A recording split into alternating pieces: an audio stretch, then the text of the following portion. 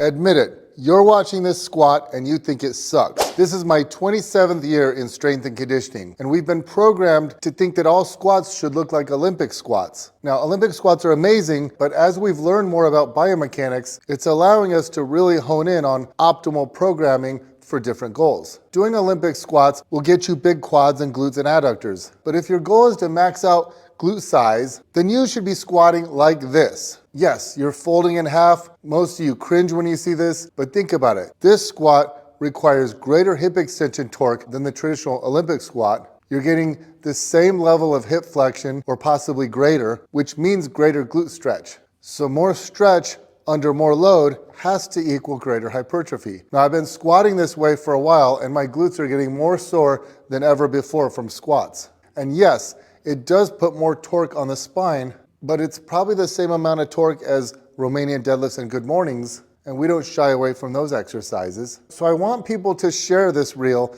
because I want to normalize squatting this way. I want to normalize folding in half when you squat. Because yes, it's unsightly because we have programmed ourselves to think that squats like this are good and squats like this are bad. But really, if you want to maximize quad size, you should be doing hill elevated squats, staying as upright as possible. And if you want to maximize glute size, you got to sit way back. Look at the sacrifices you make.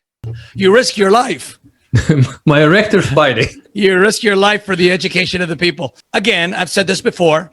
All exercises are mechanical occurrences. Okay, so what we saw there, basically imagine that this is a crane of some sort, right? With these limbs as levers. So the lower leg is a lever, the upper leg is a lever, and the torso is a lever. They're all doing something slightly different. And depending on what they do, there's pros and cons. What I'm saying right now is what we talk about when we're talking about free weight gravity.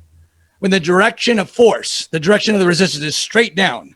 Like all pendulums or levers, when it's perpendicular to the line of force, it is the most active. The muscle that is operating a lever that is perpendicular to gravity or resistance is loaded with the most available resistance.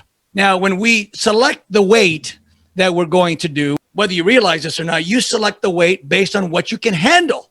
Yeah. What your capacity is, and you test it, right? So when you squat with, let's say, a 100-pound barbell, and you realize that you can, it doesn't load your quadricep to capacity, you say, oh, then I need to add weight. So you put more weight on the barbell. You put a 200, 300, whatever it is, right? The reason why you're not getting so much quadricep load is because you're only using an inefficient lower leg lever, quadricep lever. If you were using a 100% lever or a 90% lever, you'd have plenty, probably too much resistance on your quads, and you're compensating for that inefficiency by adding more weight to your spine, which is now going to compress the vertebrae of your spine. The muscles that operate, that control the torso, are more loaded than the muscle that controls the lower leg. And the torso is longer than the lower leg.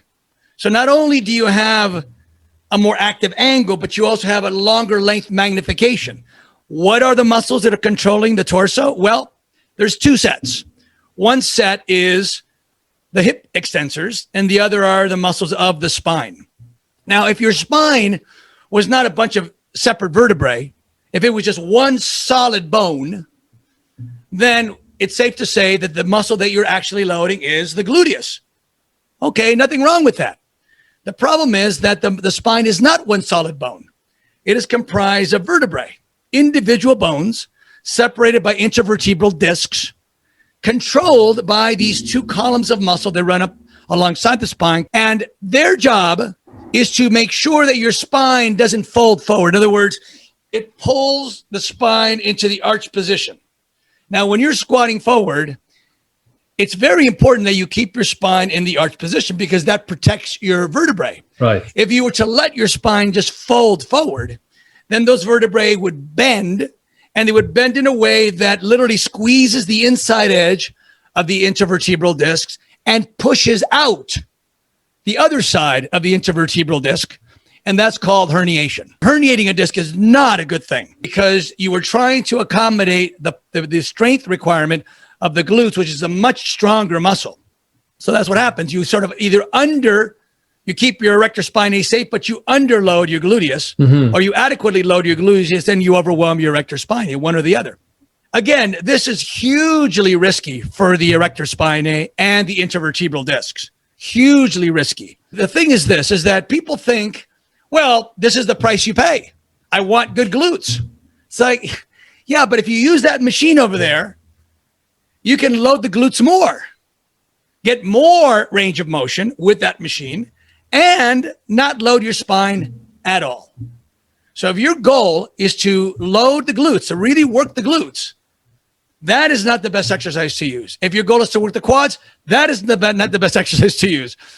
It's all a matter of alternatives. You know, we don't say this exercise does nothing. This exercise is worthless. We've seen that it does build bodies, but the cost, the energy cost, the skeletal cost, the spine cost is far, far greater than it needs to be. There's a smarter way to train.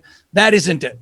What's really hard to do doesn't necessarily load the muscle the most, right? That's why, you know, we like to think of our way of exercising as almost the lazy man's way to work out because you can get more load with less weight. Right. In other words, instead of bragging about how much weight you squatted, what you should, if you're smart, what you should be bragging about is how much more load you got using this exercise on this particular muscle with how little weight it took to do it.